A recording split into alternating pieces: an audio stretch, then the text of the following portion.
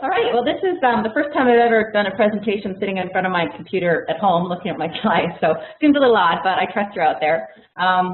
If at any time you can't hear me or there's some technical glitch, I imagine I'll get a text or something from the Elixir people, so you'll let me know if all of a sudden you can't hear me. So I guess I'll just chat. If there are any burning questions, I don't mind if you unmute and ask them. So typically, I was debating whether or not to talk about mindfulness-based stress reduction work that we are most well known for, and we're doing a lot of that lately, or to talk a bit more about this broader initiative that we're working on, we're calling ICON. But I had just presented the MBSR stuff at CAPO, and so I thought I would talk about something a little new, and we've just got results of a patient and healthcare provider surveys that are interesting, so I thought I would focus on that.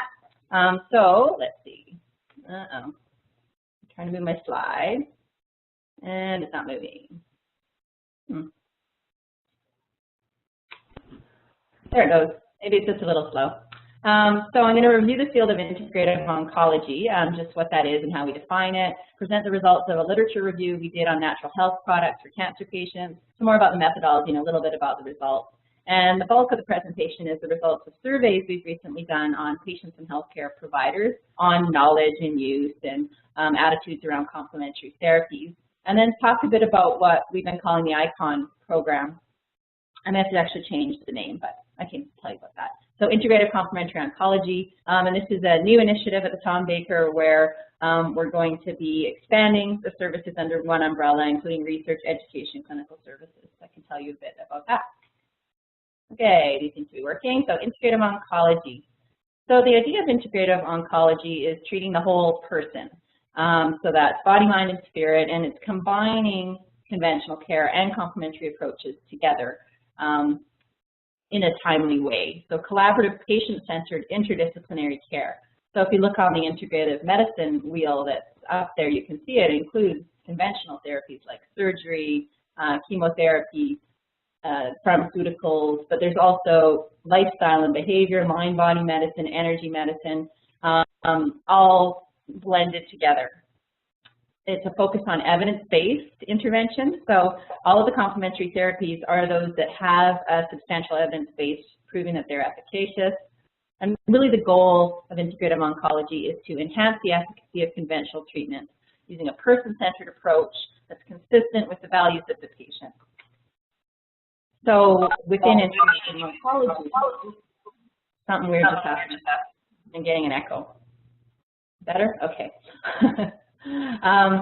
So we're integrating the complementary and the conventional. So what is complementary and alternative medicine? Is it sometimes called CAM? And the definition for that is a group of diverse medical and healthcare systems, practices, and products that are not generally considered part of conventional medicine.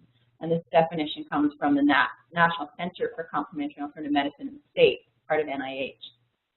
So you can see it's a moving target, right? So the only thing that makes something complementary is that it's not part of conventional medicine. So as evidence builds regarding efficacy of different therapies, they sort of shift from complementary or alternative into conventional. So a good example of that would be, say, support groups, right? So 20, 30 years ago, you know, a lot of people thought it was a really bad idea to get a bunch of cancer patients together and talk about their experience. It just might be depressing. But there's been so much research over the years, we know that support groups are beneficial, and they're just routine now. They're considered part of conventional medicine. So the landscape is constantly shifting between what's complementary, what's conventional, and a lot of us in the area like to talk just about not making those distinctions, just what's good medicine, what's evidence-based. So there's this terminology issue as well. We talk about complementary and alternative when we use the term CAM. But in general, most people with cancer use these therapies in conjunction with conventional treatment. So that's the complementary approach rather than instead of them, so not as an alternative to conventional treatment. So really in integrative oncology, the emphasis is on that complementary approach. So we're not counseling people to forego any of their conventional treatments, but how can you use these complementary approaches to improve outcomes, so enhance well-being, improve quality of life, reduce symptoms, things like pain, nausea, fatigue, sleep problems, improve treatment tolerance for difficult treatments like chemotherapies, decrease side effects and treat some of the side effects, and enhance overall health. So those are the objectives of complementary oncology. complementary therapies. So in order to make sense of this wide array of different things, typically they're grouped into these 5 categories. So we talk about biologically based therapies, and these are the most commonly used ones: herbs, vitamins, supplements, probiotics, all that kind of stuff. So anything you ingest. The second category is the mind-body interventions. So these are the more psychosocial type things: meditation, hypnosis, yoga is often included in there as well. Then there's the manipulative and body-based methods. So these are things you do to the body. So massage, sometimes exercise goes in there, chiropractic would fit in there. The fourth category is energy medicine. So all of these therapies are focused around the idea of shifting the flow or the balance of energy in the body. So acupuncture is an energy balancing technique, Reiki, Qigong. So Qigong breathing technique from traditional Chinese medicine, and Reiki is sort of a Japanese hands-on healing type of approach. And the fifth category is looking at entire alternative medical systems. So completely different way of looking at health and wellness and illness. So examples of those would be homeopathy, and that stems from Europe and Germany in general, the idea that small doses of something that makes a person sick can actually help treat the illness. There's very little evidence for homeopathy as a system for treating cancer symptoms, but people do it. It just hasn't been studied much. Naturopathy, so naturopathic medicine, so these are your naturopaths, your NDs doing that, and includes, so the thing with these alternative medical systems is that they all include a wide array of different treatments. So some of the individual therapies have been studied as it relates to treating cancer symptoms, but not as a whole system. So TCM stands for Traditional Chinese Medicine, and again, it has a whole system of diagnosis, of etiology of disease. It's about balance. You know, you've got your yin and yang, your hot and cold, wet and dry. So the treatments are all about balancing energies. So some of the treatments from traditional Chinese medicine, like acupuncture, like Qigong, Tai Chi, have been studied, meditation, but not as an entire system. Ayurveda is another example from India, where there's a theory around health and wellness that translates into a wide range of different therapies as well, but it's never really been studied as a whole system. So those are the different categories. So what is the evidence base? And I'm just going to really briefly talk about this. So what we've done actually, and so I've revamped our patient education sessions over the last year to try and make recommendations of the evidence in a simple way. So we use the stoplight system. So the red lights are basically, there's some studies showing they may cause harm, so you don't want to use the therapy. Most of them are yellow lights, so there's mixed evidence on whether it impacts the cancer. So there's a number of studies that show benefit, some that show no effect, but none that show that it's harmful. And for green light therapies, these are ones that have multiple studies with good methodology that show they provide a benefit.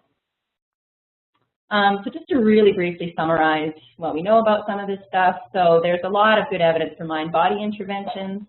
They get green light. So for example, hypnosis, under the columns that says cancer type. So this is this type of cancer that people have. And the studies looked at this. So hypnosis has been done on groups of people with different types of cancer, so it's mixed.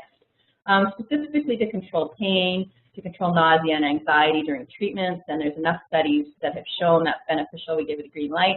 Imagery and relaxation, a similar thing, is helpful for controlling pain, nausea, and anxiety. Meditation, we have done lots of that work here, and there's many, many places across in the States and Europe who've also been looking at mindfulness-based interventions for different types of cancer patients, and a lot of work in breast cancer. And we know unequivocally that these do help reduce stress, improve mood, improve quality of life, sleep problems, a whole host of different outcomes. So meditation, a good thing. And there's more work now developing on creative therapies. So things like music therapy, movement, dance, expressive writing, visual arts, how they can help people express their feelings and cope better with the demands of cancer. So, you know, those are safe and efficacious interventions we can recommend. Yoga and Tai Chi are included under this category as well. And these are both forms of what we call moving meditation, the way that they're typically practiced. There's quite a bit of evidence now accumulating for yoga in different types of cancer, as well as a lot more in breast. And again, improve mood, improve quality of life, sleep, fatigue, strength, flexibility. So some of those more physical outcomes as well, and decreased pain. you know, strong evidence, a green light, and of course we always caution patients to just check with your MD if there's any medical reason that you can't participate. And usually, even if people have functional impairments or they're recovering from treatments, they can do the yoga with some modification. Tai Chi, there's growing evidence showing that it also helps improve strength, flexibility, quality of life, aerobic capacity, balance, and fatigue levels. So we give it yellow because there's not enough evidence right now to, you know, really strongly support it, but there's nothing showing it could be harmful in any way. I skipped, you may have noticed actually that I skipped the category on biologically based or natural health products because I'm going to talk a bit more about a review we did in that area because it's the most difficult area really to make sense of. So when we go to the manipulative and body-based complementary therapies, there's good evidence, yellow level evidence for massage, helping specifically for reducing muscle tension, pain, anxiety, sleep. And then there's been a lot of work in breast patients to treat lymphedema as well, but it's helpful. Chiropractic, there's not very many studies within cancer specifically, but it can help in general with pain relief. And exercise, I put under there, everybody knows there's a ton of work in exercise, a lot of it coming out of Alberta, Carrie Cornier's work, Christine Friedenreich, for prevention of cancer, colorectal, breast, endometrial, and now there's work that's showing up suggesting that exercise can improve survival. So it's the single most important factor in cancer prevention. You know, the evidence in terms of exercise preventing cancer is strong. Improving quality of life, strong. Survival, it's still kind of the yellow light area. We think that it's going to have an effect, but there's some really big trials underway to kind of confirm that. Recommendations for exercise are 150 minutes a week of moderate intensity exercise. So that's about 30 minutes a day of walking or running slowly or jogging, just enough that a person's huffing and puffing but can still carry on a conversation. So the energy therapies, there's evidence for acupuncture for treating pain and nausea, reducing hot flashes, particularly in breast cancer patients. Wrist acupuncture, acupressure helps to manage nausea very quickly in the short term. Reiki is a hands-on healing approach where a person would be lying on a massage table and the practitioner places their hands for a fairly long period of time in a number of different localities. And that has been shown to help improve fatigue, mood, and quality of life. And healing touch or therapeutic touch is a similar thing to Reiki, but instead of actually placing hands directly on the body, the practitioner kind of hovers over the body. And that may also help improve fatigue and mood and quality of life.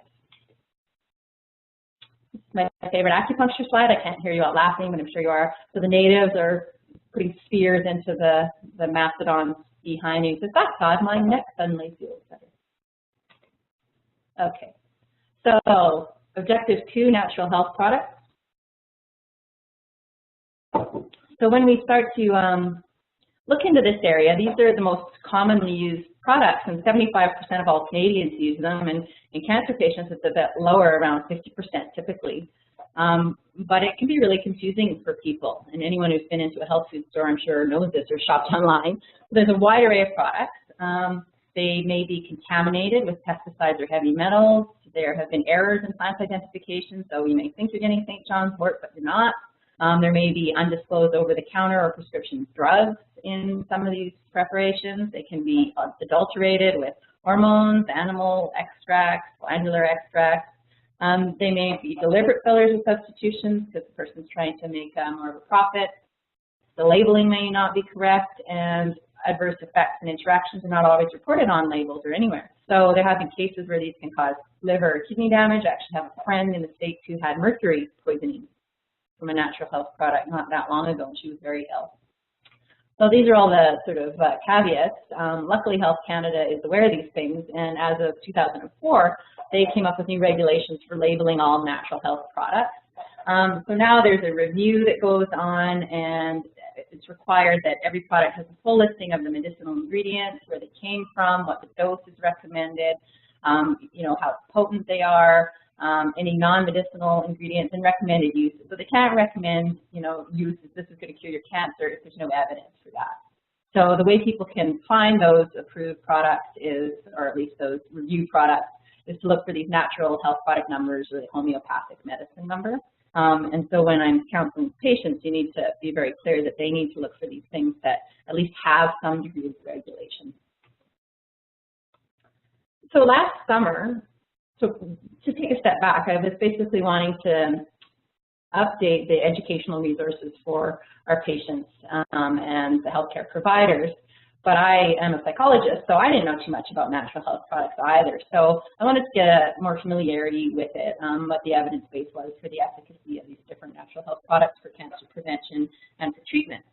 So I had a summer student for 4 months just kind of reviewing and summarizing the literature. So there's a ton of data available, but it was really hard to make sense of it overall. So we wanted to bring it together in a concise way to help inform these education sessions and inform me so I could be a better educator. So I had a summer student, Nairi King, and she spent 4 months doing these reviews and distilling information to help update these education sessions. So she looked at natural health products that were listed in a natural health product database and mostly relied on Natural Standard and these natural medicine comprehensive database, but also through PubMed and other sites. And she was very broad, included studies that had humans and any kind of methodology. So she extracted general information about each natural health product, so a description of it, what was the safety of the use, so data on interactions, adverse reactions, dosages, and the efficacy rating. So Natural Standard and the other complementary medicines database have efficacy ratings. So we wanted to take each of those and see if they were consistent and then sort of summarize it in our own way. So she then broke down that was for each product, and then for each study within the product, we looked at the methodology, so what type of study was it, you know, what kind of time frame, did they follow people up, who were the participants, what was the dosage, were they on combined therapy, and you know, what were the results. So we actually have this gigantic Excel table that's got the full results, and then we sort of distilled it down a little bit. So overall, the research is mixed. You know, there's a lot of epidemiological cohort or case control studies, just looking at observational, and it's often dietary consumption of the different natural health products like the vitamins and different minerals. So they may show decreased risk in the epi studies, but then when you do a clinical trial, the efficacy is not there. So there's a need for more research, but at the same time, there are some natural health products that have a lot of research and good quality research, and it is possible to make some recommendations. So we incorporated this into our red, yellow, green light system as well. So this table may be hard for you to see. It actually summarizes that work. So if you look at the bottom here, there's 879 individual studies of 71 different products. These are all the products alphabetically, and the number of studies that Nairi found relevant to that product within a cancer context. So it's not the number of studies that support it or were positive, it's the total number of studies done on that product. So you can see that there's a number of them that stand out that have been studied a lot more, like I've highlighted them here: beta-carotene, calcium, Coriolis mushroom, it's used a lot in Japan, flaxseed oil, folic acid, green tea, lycopene, that's from tomatoes, melatonin, that's a pineal hormone, selenium, the mineral soy, that's another phytoestrogen, along with the flax. And then the vitamins, antioxidant vitamins, there's quite a few studies on those. So then basically what we've done is take those, the sort of top 10 or so, and summarize the evidence for patients.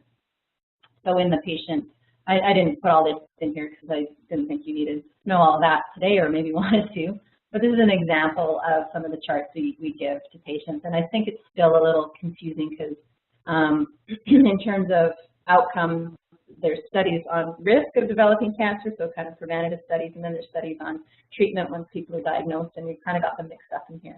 So I'm going to redo these again. But there's the therapy beta-carotene. Studies in breast cancer show it may reduce risk, and there's enough evidence to give it a green rating that actually dietary consumption of beta-carotene, more consumption, leads to reduced risk of developing breast cancer.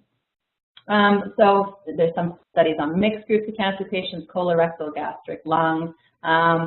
I don't think I'll get into this today, but there's actually clinical trials in prevention of lung cancer where they gave smokers who are at high risk, beta-carotene or not, randomly, and the smokers who had the beta-carotene actually had increased risk. So that got a red light because of those two studies that found that. It turns out actually that The smokers who were at increased risk for lung cancer are the ones who took the beta-carotene and didn't need it. They already had enough dietary consumption, so it actually increased risk. For the smokers who weren't getting enough beta-carotene, supplementation actually decreased risk. But the overall results of the study were an increased risk. So we go on to black tea. Again, there's not as many studies, but it may reduce risk of cancer. More clinical trials needed. Calcium in colorectal cancer may reduce risk. And it goes on and on through these different products.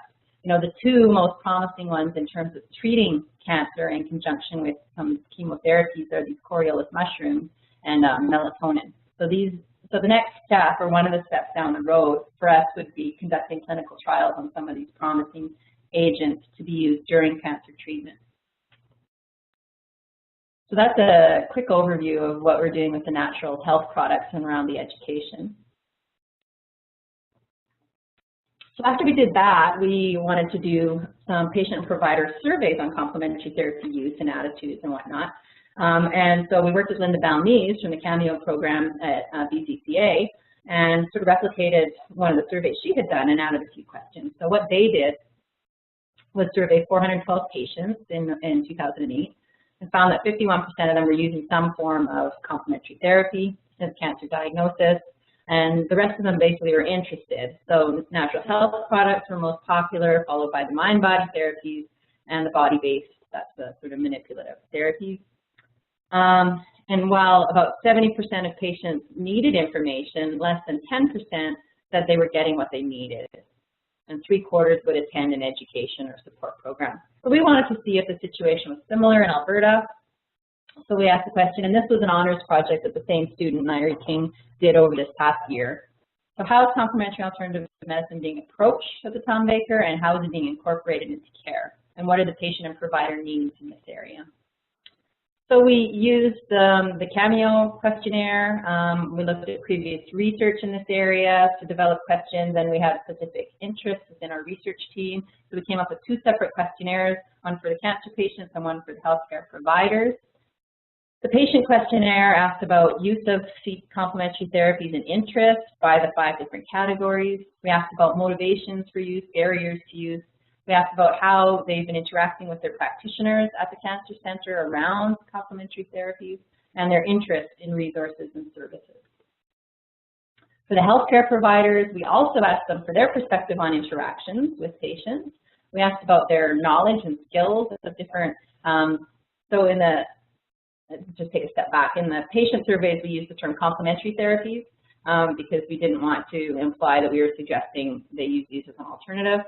With healthcare practitioners, because we used the survey from Cameo that had used the term CAM, so we kept the term CAM for them. So we asked about their preparedness to address CAM use, or complementary therapy use, their opinions and beliefs we added in, and their training and interest in training.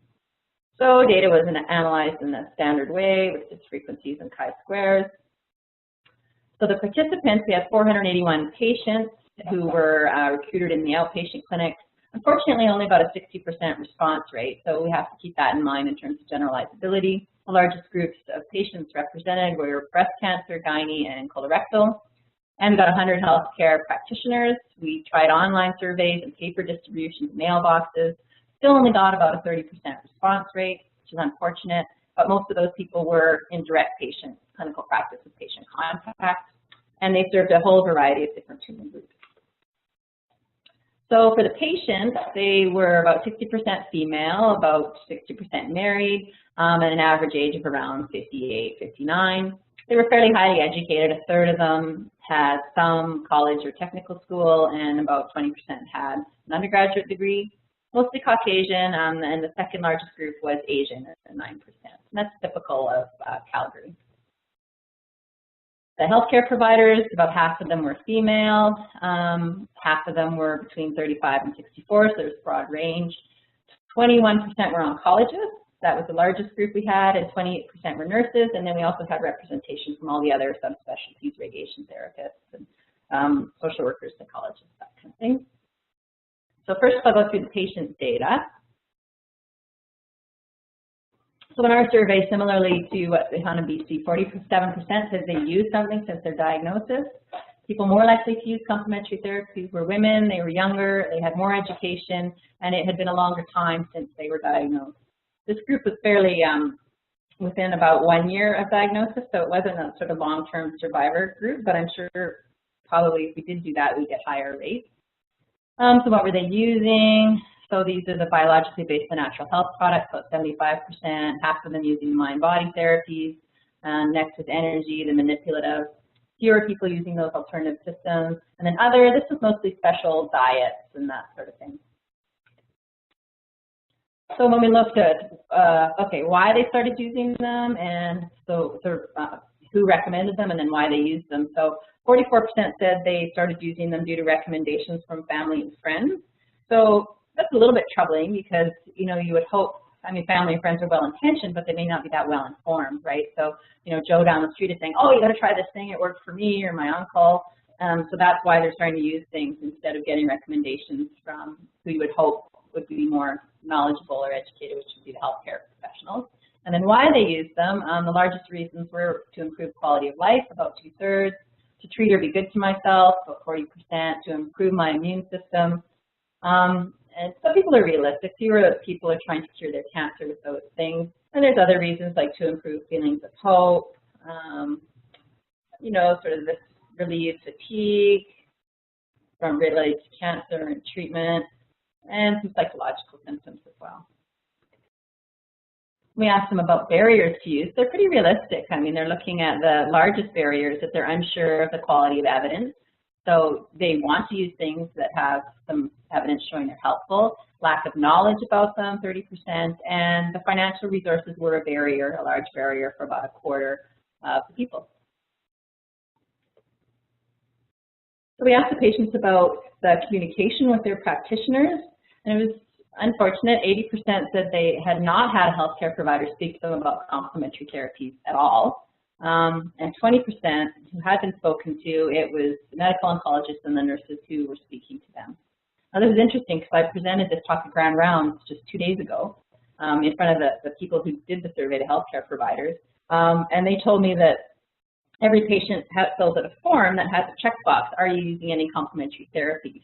So they all check that off, yes or no, but clearly there's not conversations following from that because we're sort of asking patients to talk about it. So there seems to be some, you know, they're trying to integrate it in, but there's no real conversation following from that. They probably, a lot of people aren't even looking at stuff that they checked. So 71% were comfortable talking to their healthcare providers. So, you know, they weren't afraid of disclosing their complementary therapy use, but only 16% received enough information and only 14% received enough support. So this is really low. There was a relationship between information and support seeking and receiving. So the people who did ask and did talk to their healthcare providers felt they had received more information and better support. But most people weren't bringing it up. When we asked about their interest in information and service, about 30 to 40% said they were interested, and they had more interest in information booklets, websites, and one-on-one counseling. They wanted help with decision making, and they really wanted to know about safety and effectiveness of different interventions. And about 3/4 said they would use an education program at the Tom Baker if it existed. So the healthcare provider data, they seem to have a different perspective a little bit. Well, first of all, so we asked providers if patients told them about their use of CAM. So 70% said yes, patients told them, and how many patients? About 1/4, or 23% of their patients were telling them about CAM use. And again, half of them said that about 20% of their patients asked for information, and about 60% said 20% of the patients asked for advice. So here's where we get into some discrepancies between the healthcare providers' reports and the patient reports.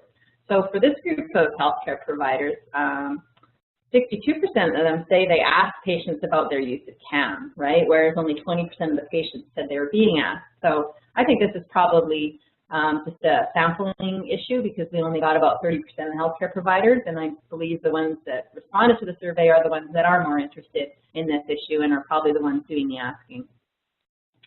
So about 45% said they provided recommendations about CAM therapies. And if you go down, there's fewer people suggesting patients use a CAM therapy, so about 30% here, whereas 50% are suggesting patients discontinue CAM therapies, and that is typically the advice that patients are getting is don't take any of those things while you're here. When we asked patients or providers about their knowledge, most of them were very unknowledgeable, so about a whole bunch of different things. So the role of CAM for cancer prevention, treatment, symptom management, survivorship, just in general, evidence and risk. Most of them said they were not at all, or about 30%, ranging from 20 to 30% said they were not at all knowledgeable about any of these things. You know, another maybe half of them said they were somewhat knowledgeable, but very few said they felt knowledgeable or very knowledgeable. So fewer than 20% felt knowledgeable or very knowledgeable about any of these areas. When we asked about their skills, preparedness level, most of them felt not at all prepared to assess patients' use of complementary therapies, help them disclosing them, making decisions. So, you know, about, again, 30 to 40% were not at all knowledgeable. About 40% felt somewhat knowledgeable, but in terms of being prepared or very, very prepared, again, it's that 20%. And this box here is highlighted is that 2/3, almost 70%, felt not at all prepared to monitor patients' complementary therapy use. So the question is, if they're not doing it, then who is doing it? It's probably left to the patient. Maybe they're talking to their general practitioner, but that's an issue because there are cases where a lot of these complementary therapies may interact with the medical treatments they're getting.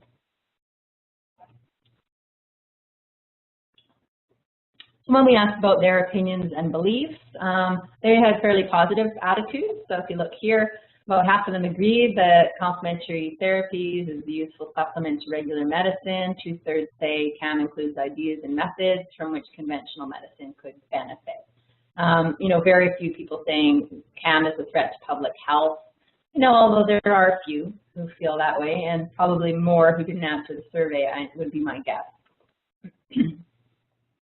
When we asked them about their education and training, about 1/3 said they had received some training or education, but this was primarily through just attending talks at conferences, in-services, or seminars or presentations, so not in-depth training at all. So 90% of these people were interested or very interested in receiving more information, training, or education about complementary therapy. They're quite open to it.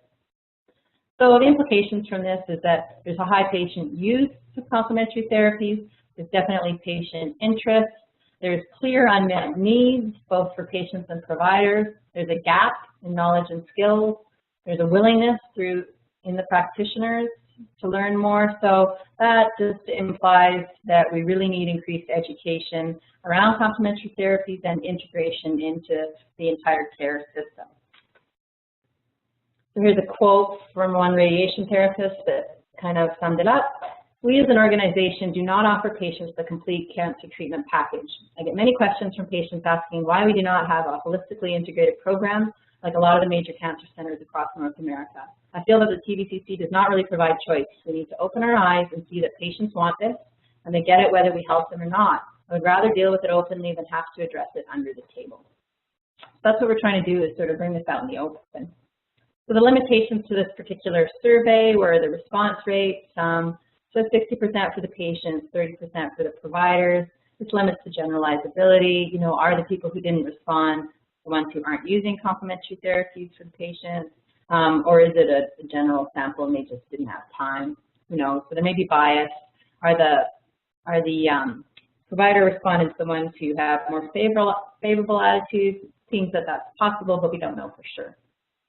Now, the patient respondents tend to be more newly diagnosed patients.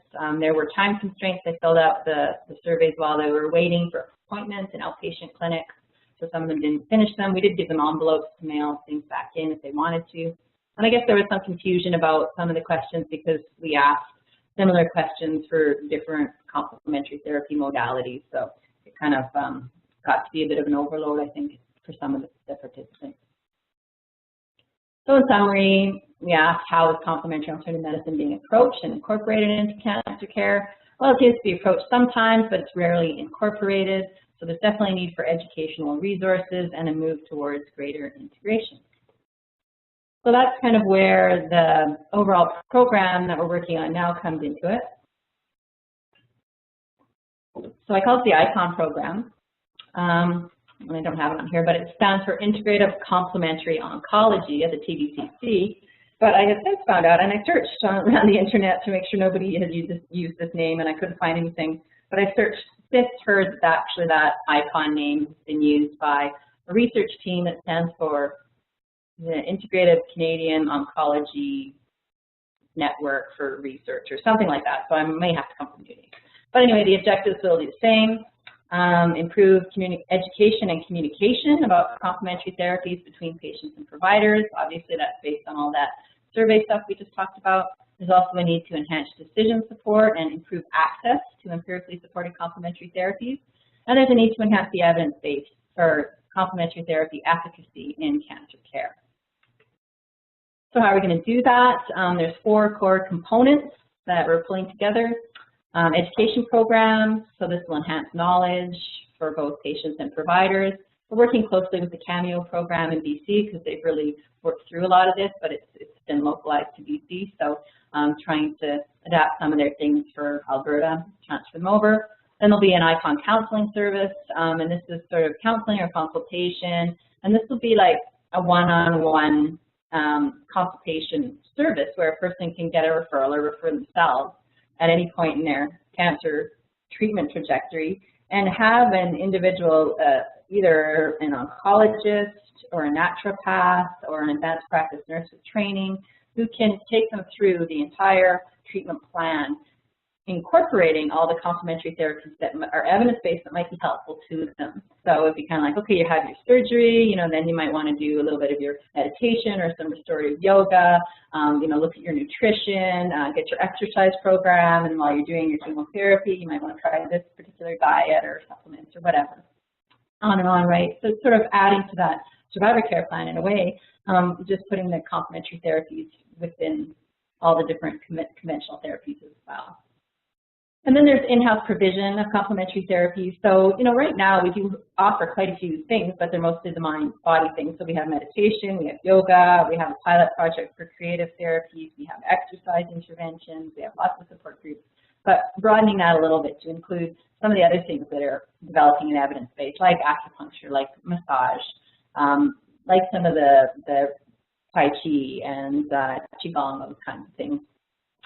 And then I think the 4th component that's really kind of innovative is a clinical trials unit. And this will be incorporated in our regular clinical trials unit because the director of that is part of our program team. And this is mostly going to be for natural health products for enhancing the evidence base for complementary therapy. So using what's in place for the clinical trials unit that does normal drug trials and moving into the more natural health products and how they can be used as well. And continuing the research in the behavioral interventions also. So this just gives you an idea of the team. You know, you might not know the people, but the disciplines. So we've got psychology. Marty Verhoff is a very well-known CAM researcher in Calgary. We've got Linda Balnese, who runs the Cameo program, and we've got kinesiology for the exercise and behavioral medicine. We've got a number of oncologists with interest. We've got nursing representation, pharmacy. And I actually just got someone else in nutrition sciences and more general, like advanced practice nursing as well. So trying to pull together all the pieces we need to make this happen. And we're going to be applying for funding through the Alberta Cancer Foundation, approaching private donors through the other granting agencies. So just to summarize a little bit, integrative oncology is a growing philosophy in cancer centers worldwide.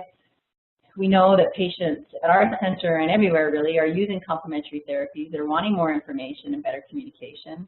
So the education is critical. We're partnering with BC, and I know there are national efforts too to try and, well, do things like improve the curriculum for medical schools, so it includes some training in complementary therapies for doctors in general, you know, and other sort of national initiatives that people are working on.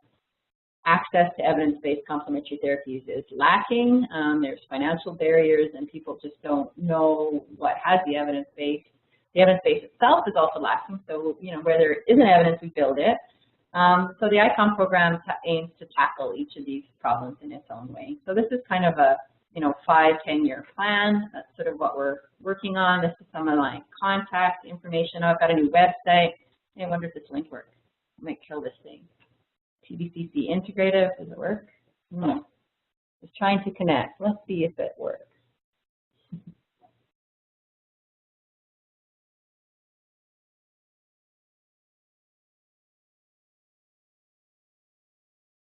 Oh, there you go. I hope you guys can see that. Oops. Looks like it's working. Oops. There, so you can see here we've got, I've got a blog, we've got our team, our partners, career opportunities, we've got all the clinical programs. Let's see if this will work.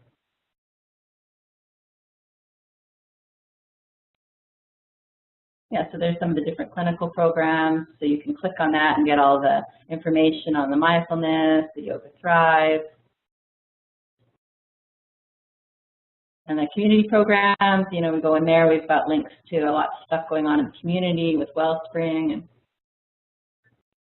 we have a Cancer Bridges thing too. That's the Alberta-wide Survivor program, so we've got the different community programs described.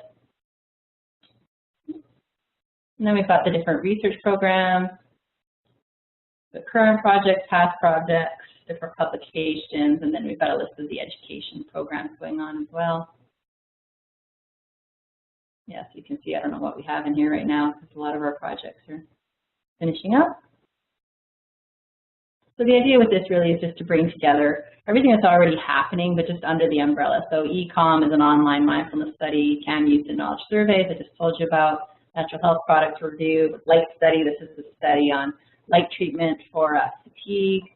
And you can also see all our past projects for someone in the meeting.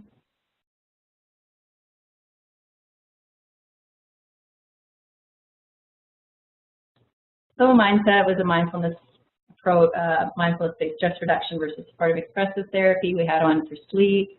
These are mostly mindfulness-based studies. So I'll just show you our team so far. So we need to get everybody who's on that grant team onto here, and so far we've just got a few people. But the idea is, if you build it, they will come, right? So here we have all these people already in our little bios and stuff. So here's Janine. All right, so I will attempt to close this. It's actually, see what happens. We've got a whole bunch of these going on. There we go. And there's just contact information there. And I'm going to end here so I have a bit of time for discussion, just that whole idea of balance.